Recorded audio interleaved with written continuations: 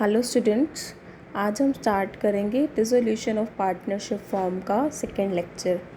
इससे पहले first lecture में हमने देखा था कि डिसोल्यूशन ऑफ पार्टनरशिप फॉर्म क्या है और ये डिसोल्यूशन ऑफ पार्टनरशिप से अलग कैसे है। और जब एक फॉर्म डिज़ोल्व होती है, एक पार्टनरशिप फॉर्म डिज़ोल्व होती है तो अकाउंटिंग कैसे करनी है। एक बैलेंस शीट हमें गिवन होती है फाइनल डेट को, जिस दिन डिसोल्यूशन होता है उस दिन।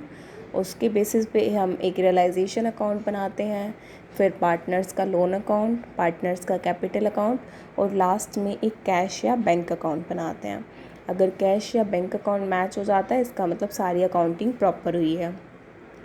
What if balance sheet on the date of dissolution is not given. लेकिन अगर हमें डिसोल्यूशन के दिन में बैलेंस शीट नहीं दी हुई तो हम क्या करेंगे, वो तो हमें चाहिए रियलाइजेशन अकाउंट बनाने के लिए। तो हमें बैलेंस शीट चाहे ना दे रखी हो, कुछ एक इन्फॉर्मेशन दे रखी होगी जिसके बेसिस पे हम एक बैलेंस शीट बनाएंगे और फिर रियलाइजेशन अकाउंट स्टार्ट करेंगे। इलस्ट्रेशन 5 है। ब्रह्मा, विष्णु एंड महेश पार्टनरशिप कर रहे हैं। प्रॉफिट शेयरिंग रेशियो है 3:4। पार्टनरशिप फॉर्म डिज़ोल्व हो रही है। डिसोल्यूशन के डेट पर क्रेडिटर्स हैं 16,000 के और कंटिजेंट लायबिलिटी है 2650 की, जो मैच्योर हो गई और बाद में पेमेंट करनी पड़ी। कंटिजेंट लायबिलिटी को बुक्स में कभी नहीं दिखाते हैं, तो बैलेंस शीट में नहीं दिखाएंगे। बाद में पेमेंट करनी है तो रियलाइजेशन अकाउंट में हम उसकी पेमेंट दिखाएंगे। Realisation account debit to bank account. Capitals दे रखी हैं तीनों की 12, 10 और 8,000। विष्णु जो सेकंड पार्टनर है, उन्होंने फॉर्म को एक लोन दिया हुआ है, 14,000 का वो लोन है। Assets realised 40,150। रियलाइजेशन अकाउंट बनाना है, पार्टनर्स के कैपिटल अकाउंट और कैश अकाउंट बनाना है। पहले बैलेंस शीट बनाते हैं। बैलेंस शीट के अंदर हमारे पास क्रेडिटर्स हैं 16,000 के, पार्टनर का लोन है और हमें तीनों की कैपिटल्स पता है। हमें दे रखा है कि असेट्स रियलाइज्ड 40,150, लेकिन ये नहीं दे रखा कि असेट्स की वैल्यू क्या थी। तो हम बैलेंसिंग फिगर निकाल लेंगे। लायबिलिटीज़ का टोटल और असेट्स का टोटल इक्वल होता है बैलेंस शीट में, तो ये लायबिलिटीज़ का टोटल इधर बैलेंसिंग फिगर बन जाएगा, जो हम एज्यूम करते हैं कि वो सन्ड्री असेट्स की वैल्यू होगी। इस इंफॉर्मेशन के बेसिस पे हम बना सकते हैं रियलाइजेशन अकाउंट और उसके बाद में partner loan account, capital account और कैश अकाउंट। ट्राई कीजिएगा, कोई प्रॉब्लम आती है तो पूछना। इलस्ट्रेशन 6 देखिए। एक्स, वाई और जेड बिजनेस में है। प्रॉफिट शेयरिंग रेशियो 3:1 की है। कैपिटल्स उन्होंने लगा रखी हैं 1,80,000 और 40,000। और जो बैंक के अंदर हैं, हर एक पार्टनर हर साल 15,000 रुपये निकालते हैं। फॉर्म डिज़ोल्व हो रही है 31 मार्च 2009 को। X took up stock, x ने स्टॉक ले लिया, वाई ने फर्नीचर ले लिया और जेड ने डेटर्स ले लिए। क्रेडिटर्स की पेमेंट करने के बाद में बैलेंस बचा है 14,000 का। Prepare necessary accounts for dissolution. पहले बैलेंस शीट बनाते हैं। हमारे पास में कैपिटल्स हैं, लेकिन वो ओपनिंग कैपिटल्स थी। ड्यूरिंग द ईयर हर एक पार्टनर ने 15,000 निकाले हैं, तो बैलेंस कितना बचा? पहले का 85, दूसरे का 65 और तीसरे का 25। और कोई इन्फॉर्मेशन नहीं है हमारे पास बैलेंस शीट की, तो ये इनका टोटल करके बैलेंसिंग फिगर बन जाएगा सन्ड्री असेट्स। अब देखिए, कोई ना कोई क्रेडिटर्स भी ज़रूर हैं, ठीक है, लेकिन हमें नहीं पता कि कितने के हैं, तो हम यहाँ नहीं दिखा सकते कितने के हैं, ठीक है। हमने सारा बैलेंसिंग फिगर जो बचा वो सन्ड्री असेट्स में दिखा दिया, लेकिन हमारी अकाउंटिंग फिर भी प्रॉपर हो जाएगी। रियलाइजेशन अकाउंट बनाते हैं। असेट्स ट्रांसफ़र की टू सन्ड्री असेट्स। लायबिलिटीज़ हमारे पास कुछ यहाँ दिखाने के लिए थी ही नहीं। एक्स ने स्टॉक लिया, वाई ने फर्नीचर लिया, जेड ने डेटर्स लिए और किसी असेट के बारे में कुछ नहीं कहा था। एक फाइनली यूँ कहा कि क्रेडिटर्स की पेमेंट के बाद में 14,000 का बैलेंस बच गया है, तो ये 14,000 का बैलेंस आप दिखाएंगे यहाँ रियलाइजेशन में बाय बैंक, ये एज्यूम करके कि यही रियलाइज़ हुआ है, क्योंकि हमें ये भी नहीं पता क्रेडिटर्स कितने के पेमेंट हुई है और ये भी नहीं पता कि कितना आया है, तो हमने नेट बैलेंस यहाँ दिखा दिया।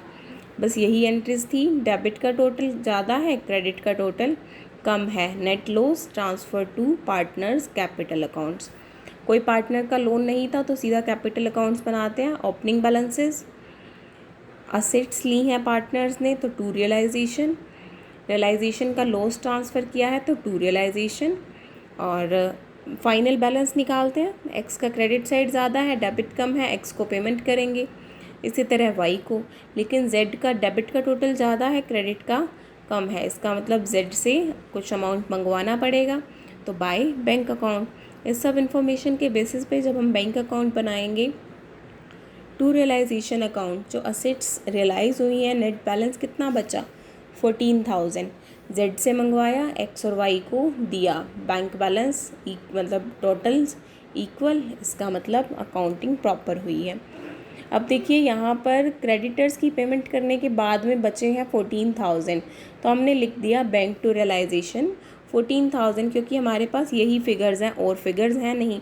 अकाउंटिंग प्रॉपर कैसे हो गई? अगर हमें दे रखा होता मान लो कि असेट्स रियलाइज्ड 50,000 और क्रेडिटर्स पेड 36,000, ठीक है, तो हम क्या लिखते? रियलाइजेशन की क्रेडिट साइड में बाय बैंक 50 और रियलाइजेशन की डेबिट साइड में टू बैंक 36। इसका मतलब बैलेंस तो फिर भी वही आया ना 14, और वो हमने अभी भी लिखा है। तो ये फिगर्स हमें नहीं दी हुई थी, तो फिर भी ये है नेट बैलेंस तब भी 14 होना था और अब भी 14 है, इसीलिए हमारी अकाउंटिंग प्रॉपर हो गई है।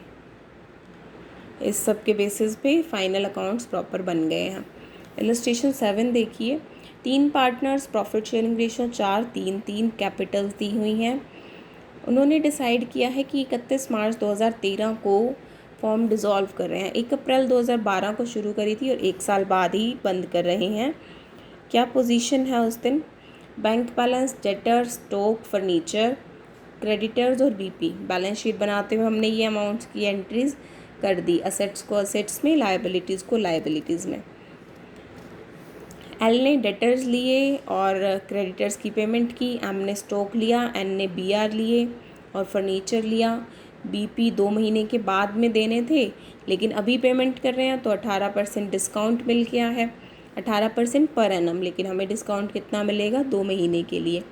पार्टनर्स को इंटरेस्ट ऑन कैपिटल देना है 10% पर एनम। हमें नेसेसरी अकाउंट्स बनाने हैं। देखिए पहले बैलेंस शीट बनाते हैं क्योंकि बैलेंस शीट नहीं है हमारे पास। एसेट्स बता दी, लायबिलिटीज़ बता दी, पार्टनर्स के कैपिटल अकाउंट्स बता दिए, ठीक है। ड्राइंग्स कोई थी ही नहीं तो यही हमारे बैलेंसेस होंगे कैपिटल्स के। कह रही है कि पार्टनर्स को इंटरेस्ट इन कैपिटल देना था 10% पर एनम। क्या हम दे सकते हैं? नहीं, क्योंकि यहाँ पे लॉस है और लॉस के केस में पार्टनर्स को इंटरेस्ट इन कैपिटल नहीं दिया जाता। बैलेंसिंग फिगर लिख दिया और टोटल्स हो गए इक्वल, बैलेंस शीट बन गई। इन सब के बेसिस पे बनाते हैं रियलाइजेशन अकाउंट। जो भी असेट्स हैं वो ट्रांसफ़र करी, realisation account debit to debtors, to stock, to BR, to furniture. ऐसे ही क्रेडिट साइड में बाय क्रेडिटर्स और बाय बिल्स पेबल। एल ने डेटर्स लिए, वैल्यू आप खुद लगा लीजिएगा। एम ने स्टॉक ले लिया, एन ने बीआर और फर्नीचर दोनों ले लिए हैं। एल ने क्रेडिटर्स लिए हैं और पेमेंट हुई है बीपी की। बीपी कितने के थे? 5,000 के थे, 2 महीने बाद देने थे लेकिन अभी दे रहे हैं, तो डिस्काउंट मिल गया कितना? 18% पर एनम। लेकिन हमें डिस्काउंट, हमने 2 महीने ही पहले पेमेंट करी है तो डिस्काउंट हुआ 2/12 करेंगे, ये आएगा 150। तो 5,000 में से 150 डिस्काउंट मिलने के बाद में पेमेंट कर दी 4,850 की। चेक करते हैं, डेबिट साइड का टोटल ज़्यादा आ गया, क्रेडिट साइड का टोटल कम आया। लॉस ट्रांसफ़र किया कैपिटल अकाउंट्स के अंदर, फिर कैपिटल अकाउंट्स बनाए, बैलेंस पीडी, असेट्स। जो P&L का डेबिट बैलेंस आया था बैलेंस शीट के अंदर वो एक तरह का एक्यूमुलेटेड लॉस है, तो एक्यूमुलेटेड रिजर्व्स को पार्टनर्स के कैपिटल अकाउंट्स में ट्रांसफ़र करते हैं प्रॉफिट शेयरिंग रेशो के अंदर। एक्यूमुलेटेड लॉसेस के साथ में भी ऐसा ही करेंगे, capital accounts debit to P&L account, ऐसा किया। असेट्स लेके गए हैं पार्टनर्स तो टू रियलाइजेशन, लायबिलिटीज़ लेके गए हैं तो बाय रियलाइजेशन। रियलाइजेशन का लॉस ट्रांसफ़र करने के लिए to realisation account. Net balances देख लेते हैं, क्रेडिट बैलेंस ज़्यादा, डेबिट बैलेंस कम, ठीक है। एल के केस में तो एल को पेमेंट करी एम और एन के केस में क्या है, डेबिट साइड का टोटल ज़्यादा है, क्रेडिट का टोटल कम है, तो कैश मंगवाएंगे। इसी तरह से एन से फाइनली बैंक अकाउंट बनाया, ओपनिंग बैलेंस था, बिल्स पेबल की पेमेंट करी है, एम और एन से कैश मंगवाया है और एल को पेमेंट करी है, टोटल्स इक्वल। इसका मतलब हमारी अकाउंटिंग प्रॉपर हो गई है। इलस्ट्रेशन 8 देखिए, ए, बी और सी 1 जनवरी 2010 को बिज़नेस शुरू कर रहे हैं। 3:1 की रेशो में कंबाइंड कैपिटल दे रखी है 96,000 which was in their profit sharing ratio. Total है 96, प्रॉफिट शेयरिंग रेशो 3:1 की रेशो में है। इसका मतलब कितनी हो जाएगी, 96,000 इंटू 3/6, 48,000, 32,000 और 16,000। 2010 के प्रॉफिट्स हैं 39,600 before allowing interest on capital. Interest on capital देना है 10% पर एनम। पार्टनर्स ने ड्राइंग्स की हैं 10,000, 7,500 और 6,000 की। इस दिन इन्होंने डिसाइड किया कि फॉर्म डिज़ोल्व कर रहे हैं 31 दिसंबर को। उस दिन क्रेडिटर्स हैं 50,000 के, ए ने लोन दे रखा है 5,000 का, लाइबिलिटीज़ हैं 12,000 की जो बुक्स में नहीं दिखा रखी तो बैलेंस शीट में भी नहीं दिखाएंगे, लेकिन रियलाइजेशन अकाउंट बनाते हुए पेमेंट करेंगे। Assets realised, creditors taken over by partner and balance of creditors paid at discount. सबसे पहले हमने बनानी है बैलेंस शीट, और बैलेंस शीट के लिए हमें चाहिए पार्टनर्स के क्लोजिंग कैपिटल अकाउंट बैलेंसेस। तो प्रॉफिट्स देखिए, पहले प्रॉफिट्स डिस्ट्रीब्यूट कर देते हैं। 39,600 के प्रॉफिट्स थे, P&L अप्रोप्रिएशन बनाया बाय बिलेंस बीरी, that is by P&L account. Interest on capitals पे किए 48,000 का 10% 4,800, 2,000 का 3,200 और 16,000 का 1,600। 39,600 में से 9,600 जाएंगे, बैलेंस बचा 30,000। प्रॉफिट शेयरिंग रेशियो है 3:1। 30,000 को जब हम 3:1 में बांटेंगे तो तीनों के कैपिटल अकाउंट्स में जाएंगे 15, 10 और 5,000। P&L अप्रोप्रिएशन अकाउंट बन जाएगा। तो कैपिटल्स के बैलेंसेस क्या हो जाएंगे, 48,000 है फर्स्ट पार्टनर की कैपिटल, इंटरेस्ट ऑन कैपिटल मिला 4,800 और प्रॉफिट शेयर मिला 15,000। ड्राइंग्स कर रखी थी पहले पार्टनर ने कितने की, 10,000 की, तो -10,000। ये जो नेट बैलेंस आएगा ये फिगर हम दिखाएंगे बैलेंस शीट के अंदर। इसी तरह से बी और सी की कैपिटल्स कैलकुलेट करके वो फिगर्स हम बैलेंस शीट के अंदर दिखाएंगे कि एज कैपिटल अकाउंट, बीज एंड सीज कैपिटल अकाउंट, इन्होंने ये इसी के अंदर करके दिखाया। क्रेडिटर्स और लोन की अमाउंट दे रखी थी, हमें बताया हुआ था कि असेट्स रियलाइज्ड 1,20,000, लेकिन हमें असेट्स की ओरिजिनल वैल्यू किसी असेट के बारे में कुछ नहीं कह रखा था, तो ये बैलेंसिंग फिगर हो गया हमारा। हम मान लेते हैं कि टोटल ऑफ असेट्स की वैल्यू है ये। रियलाइजेशन अकाउंट बना लेंगे हम इन सारी इन्फॉर्मेशन के बेसिस पे, और उसके बाद में पार्टनर का लोन और कैपिटल अकाउंट और balance sheet. Try it on your own बेटा। इलस्ट्रेशन 9 देखिए, XYZ बिज़नेस शुरू किया, कैपिटल्स हैं तीनों की, प्रॉफिट शेयरिंग रेशो 4:3:3, कैपिटल्स पे रेट ऑफ इंटरेस्ट है 5% पर एनम। 2004 और 2005 में प्रॉफिट्स हुए हैं 40 और 50,000 before allowing interest on capital. इस 40,000 में से इंटरेस्ट ऑन कैपिटल भी लेस नहीं किया हुआ है। 31 दिसंबर 2005 को फॉर्म डिज़ोल्व करनी है। उस दिन क्रेडिटर्स हैं, असेट्स रियलाइज्ड की वैल्यू है, हमने कैपिटल अकाउंट्स बनाने हैं 2 साल के लिए और उसके बाद अकाउंट्स क्लोज करने हैं। कैपिटल अकाउंट्स ही देख लेते हैं पहले। 2004 1 जनवरी को शुरू हुआ तो बाय बैंक 1,80,000 और 60,000। इंटरेस्ट ऑन कैपिटल मिला 5% पर एनम। पार्टनर्स ड्राइंग्स कर रहे हैं हर साल 10,000, हर एक पार्टनर 10,000 रुपीज़ की ड्राइंग्स कर रहा है, तो 2 ड्राइंग्स। अब देखिए प्रॉफिट्स भी तो डिस्ट्रीब्यूट करने हैं। पहले साल के प्रॉफिट्स थे 40,000, इंटरेस्ट ऑन कैपिटल कितना दे दिया हमने, 5 + 4 + 3, 12,000 रुपीज़ दे दिया इंटरेस्ट ऑन कैपिटल। बाकी बचा 28,000। ये पार्टनर्स को प्रॉफिट शेयरिंग रेशियो में मिलेगा। प्रॉफिट शेयरिंग रेशियो कितनी है, 4:3 3, तो पहले पार्टनर का शेयर हो जाएगा इंटू 4/10, दूसरे का 28,000 इंटू 3/10 और ऐसे ही तीसरे का। ये जब हम करेंगे तो हमारे पास वैल्यू आई 11,200।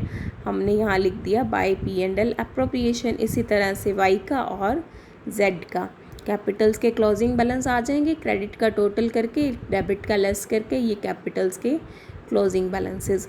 इसी तरह से 1 जनवरी 2005 को ये बैलेंस BD बन जाएगा। इसके ऊपर 5% इंटरेस्ट ऑन कैपिटल, ये ड्राइंग्स घटाएंगे, प्रॉफिट्स डिस्ट्रीब्यूट करेंगे। प्रॉफिट्स थे 50,000 में से ये इंटरेस्ट ऑन कैपिटल लेस करके उसको 4, 3 और 3 की रेशो में बांट देंगे, वो आ जाएगा हमारा प्रॉफिट का शेयर। क्लोजिंग बैलेंस निकालेंगे। ये क्लोजिंग बैलेंसेस हैं कैपिटल अकाउंट्स ऑन 31 दिसंबर 2005। इन सब के बेसिस पे अब बनाएंगे imaginary balance sheet. Imaginary balance sheet बनाने के लिए क्या करेंगे, बैलेंस शीट बनाना शुरू किया।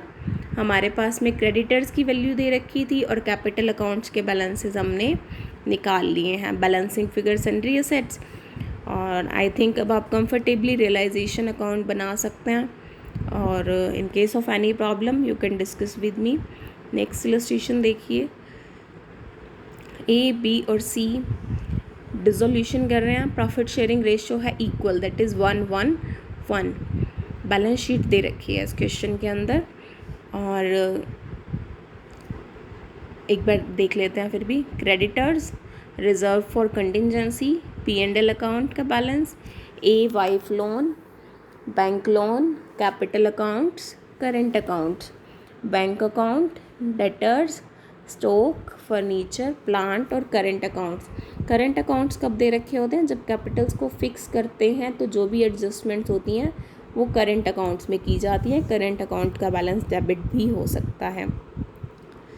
There is a bill for ₹5,000 under discount. इसका मतलब क्या है कि एक बिल था जो हमें किसी से मिला होगा BR, वो हमने बैंक से डिस्काउंट करा रखा है, दैट इज़ अंडर डिस्काउंट।